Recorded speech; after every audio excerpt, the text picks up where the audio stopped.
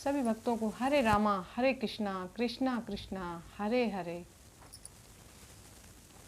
नारद जी का भगवान विष्णु को क्रोधपूर्वक फटकारना और शाप देना, फिर माया के दूर हो जाने पर पश्चाताप पूर्वक भगवान के चरणों में गिरना और शुद्धि का उपाय पूछना तथा भगवान विष्णु का उन्हें समझा बुझाकर शिव का महात्म्य जानने के लिए ब्रह्मा जी के पास जाने का आदेश और शिव के भजन का उपदेश देना। सूत जी कहते हैं, महर्षियों, माया मोहित नारद मुनि उन दोनों शिव गणों को यथोचित शाप देकर भी भगवान शिव के इच्छावश मोह निद्रा से जाग न सके। वे भगवान विष्णु के लिए हुए कपट को याद करके मन में दुसह क्रोध लिए विष्णु लोक को गए और क्षमता पाकर प्रज्वलित हुए अग्निदेव की भांति क्रोध से जलते हुए बोले। उनका ज्ञान नष्ट हो गया था, इसलिए वे दुर्वचनपूर्ण व्यंग सुनाने लगे। नारद जी ने कहा, हरे तुम बड़े दुष्ट हो, कपटी हो और समस्त विश्व को मोह में डाले हुए हो।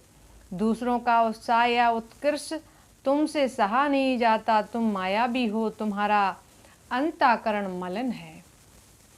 पूर्व काल में तुम्ही ने मोहिनी रूप धारण करके कपट किया, असुरों को वारुणी मदरा पिलाई, उन्हें अमृत नहीं पीने दिया। छल कपट में ही अनुराग रखने वाले हरे, यदि महेश्वर रुद्र दया करके विष न पी लेते तो तुम्हारी सारी माया उसी दिन समाप्त हो जाती। विष्णुदेव कपटपूर्ण चाल तुम्हें अधिक प्रिय है, तुम्हारा स्वभाव अच्छा नहीं है, तो भी भगवान शंकर ने तुम्हें स्वतंत्र बना दिया। तुम्हारी इस चाल ढाल को समझकर अब वे भगवान शिव भी पश्चाताप करते होंगे। अपनी वाणी रूप वेद की प्रमाणिकता स्थापित करने वाले महादेव जी ने ब्राह्मण को सर्वोपरि बताया है। हरे, इस बात को जानकर आज मैं बलपूर्वक तुम्हें ऐसी सीख दूंगा जिससे तुम फिर कभी कहीं भी ऐसा कर्म नहीं कर सकोगे।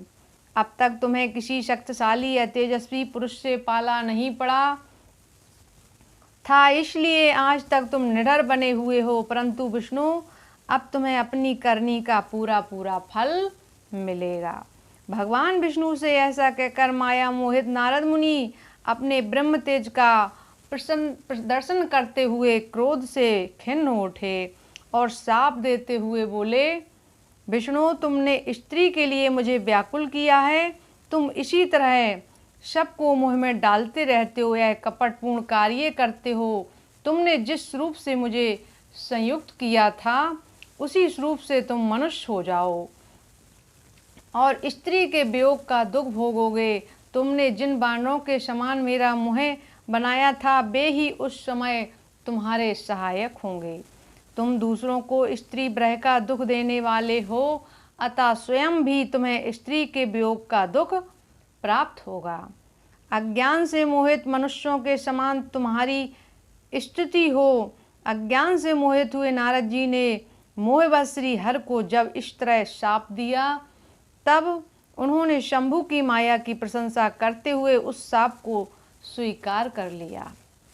तदंतर महालीला करने वाले शंभु ने अपनी उस विश्व मोहिनी माया को, जिसके कारण ज्ञानी नारद मुनि भी मोहित हो गए थे, खींच लिया। उसी माया के त्रोहित होते ही नारद जी पूर्वत शुद्ध बुद्धि से युक्त हो गए।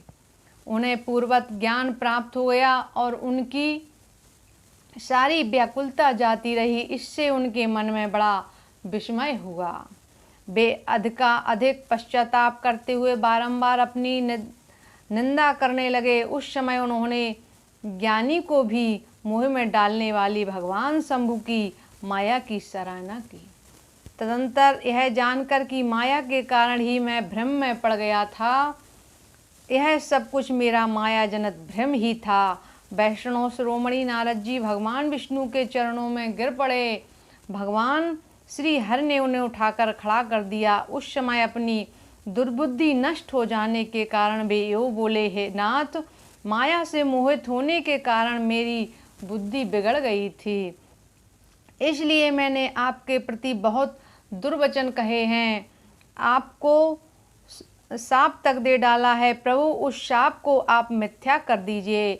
हाय, मैंने बहुत बड़ा पाप किया है, अब मैं निश्चय ही नरक में पड़ूंगा। हरे, मैं आपका दास हूँ, बताइए मैं क्या उपाय, कौन सा प्रायश्चित करूं जिससे मेरा पाप समूह नष्ट हो जाए और मुझे नरक में ना गिरना पड़े। ऐसा कहकर शुद्ध बुद्धि वाले मुनि शिरोमणि नारद जी पुनः भक्ति भाव से भगवान विष्णु के चरणों में गिर पड़े। उस समय उन्हें बड़ा पश्चाताप हो रहा था। तब श्री विष्णु ने उन्हें उठाकर मधुर वाणी से कहा। भगवान विष्णु बोले, तात खेद ना करो, तुम मेरे श्रेष्ठ भक्त हो, इसमें संशय नहीं है। मैं तुम्हें एक बात बताता हूँ, सुनो, उससे निश्चय ही तुम्हारा परम हित होगा, तुम्हें नरक में नहीं जाना पड़ेगा, भगवान शिव तुम्हारा कल्याण करेंगे। तुमने मद से मोहित होकर जो भगवान शिव की बात नहीं मानी थी, उसकी अवहेलना कर दी थी, उसी अपराध का भगवान शिव ने तुम्हें ऐसा फल दिया है, क्योंकि वे ही कर्म फल के दाता हैं। तुम अपने मन में यह दृढ़ निश्चय कर लो कि भगवान शिव की इच्छा से यह सब कुछ हुआ है। सबके स्वामी परमेश्वर शंकर ही गर्व को दूर करने वाले हैं, वे ही परब्रह्मा परमात्मा हैं, उन्हीं का सच्चिदानंद रूप से बोध होना होता है। वे निर्गुण और निर्विकार हैं, सत्य रज और तम इन तीनों गुणों से परे हैं। वे ही अपनी माया को लेकर ब्रह्मा, विष्णु और महेश इन तीनों रूपों में प्रकट होते हैं। निर्गुण और सगुण भी वे ही हैं। निर्गुण अवस्था में उन्हीं का नाम शिव है। वे ही परमात्मा, महेश्वर, परब्रह्मा, अविनाशी, अनंत और महादेव आदि नामों से कहे जाते हैं। उन्हीं की सेवा में ब्रह्मा जी जगत के सृष्टा हुए और मैं तीनों लोकों का पालन करता हूँ। वे स्वयं ही रुद्र रूप से सदा सबका संहार करते हैं। वे शिव स्वरूप से सबके साक्षी हैं, माया से भिन्न और निर्गुण हैं। स्वतंत्र होने के कारण वे अपनी इच्छा के अनुसार चलते हैं। उनका विहार, आचार, व्यवहार उत्तम है और वे भक्तों पर दया करने वाले हैं। नारद मुनि, मैं तुम्हें एक सुंदर उपाय बताता हूँ, जो सुखद समस्त पापों का नाशक और सदा भोग एवं मोक्ष देने वाला है। तुम उसे सुनो। अपने सारे संशयों को त्याग कर तुम भगवान शंकर के श्रेयस का गान करो और सदा अन्याय भाव से शिव के सतनाम स्तोत्र का पाठ करो। मुने, तुम निरंतर उन्हीं की उपासना और उन्हीं का भजन करो। उन्हीं के यश को सुनो और गाओ तथा प्रतिदिन उन्हीं की पूजा अर्चना करते रहो। नारद, जो शरीर, मन और वाणी भगवान शंकर की उपासना करता है, उसे पंडित या ज्ञानी जानना चाहिए। वह जीवन मुक्त कहलाता है। शिव इस नाम रूपी दावानल से बड़े बड़े पातकों का असंख्य पर्वत अनायास ही भस्म हो जाता है। यह सत्य है, सत्य है, इसमें संशय नहीं है। जो भगवान शिव के नाम रूपी नौका का आश्रय लेते हैं, वे संसार सागर से पार हो जाते हैं। संसार के मूलभूत उनके सारे पाप निसंदेह नष्ट हो जाते हैं। महामुने, संसार के मूलभूत जो पातक रूपी वृक्ष हैं, उनका शिव नाम रूपी कुठार से निश्चय ही नाश हो जाता है। जो लोग पाप रूपी दावानल से पीड़ित हैं, उन्हें शिव नाम रूपी अमृत का पान करना चाहिए। पापदा अग्नि से दग्ध होने वाले प्राणियों की उस शिव नामृत के बिना शांति नहीं मिल सकती। संपूर्ण वेदों का अवलोकन करके पूर्ववर्ती विद्वानों ने यह निश्चय किया है कि भगवान शिव की पूजा ही उत्कृष्ट साधन तथा जन्म मरण रूपी संसार बंधन के नाश का उपाय है। आज से यत्न पूर्वक सावधान होकर रहकर विधि विधान के साथ भक्ति भाव से नित्य निरंतर जगदम्बा पार्वती सहित महेश्वर सदाशिव का भजन करो। नित्य शिव की ही कथा सुनो और कहो तथा अत्यंत यत्न करके बारंबार शिव भक्तों का पूजन किया करो। मुनि श्रेष्ठ, अपने हृदय में भगवान शिव के उज्जवल चरण बिंदों की स्थापना करके पहले शिव के तीर्थों में विचरो।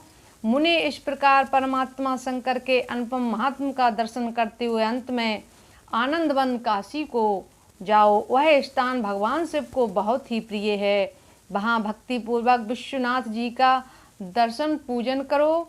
विशेषता उनकी स्तुति वंदना करके तुम निर्विकल्प संशय रहित हो जाओगे। नारद जी, इसके बाद तुम्हें मेरी आज्ञा से भक्तिपूर्वक अपने मनोरथों की सिद्धि के लिए निश्चय ही ब्रह्मलोक में जाना चाहिए। वहाँ अपने पिता ब्रह्मा जी की विशेष रूप से स्तुति वंदना करके तुम्हें प्रसन्नता पूर्वक हृदय से बारंबार शिव महिमा के विषय में प्रश्न करना चाहिए। ब्रह्मा जी शिव भक्तों में श्रेष्ठ हैं। वे तुम्हें बड़ी प्रसन्नता के साथ भगवान शंकर का महात्म और शतनाम स्तोत्र सुनाएंगे। मुने, आज से तुम शिव आराधना में तत्पर रहने वाले शिव भक्त हो जाओ और विशेष रूप से मोक्ष के भागी बनो। भगवान शिव तुम्हारा कल्याण करेंगे। इस प्रकार प्रसन्नचित्त हुए भगवान विष्णु नारद मुनि को प्रेम पूर्वक उपदेश देकर श्री शिव का स्मरण और वंदन सुतन करके वहां से अंतर ध्यान हो गए। बोलिए भक्तवत्सल भगवान की जय। सभी भक्तों को जय श्री राधे कृष्णा।